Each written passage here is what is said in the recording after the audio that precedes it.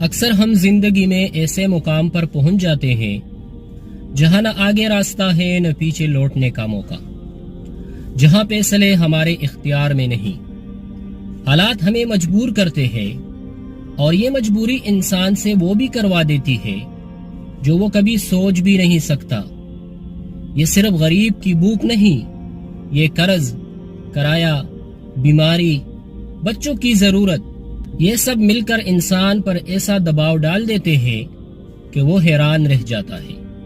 کہ میں نے یہ کام کیسے کیا۔ آج ہم بات کرنے جا رہے ہیں مجبوری اور اس کے اثرات،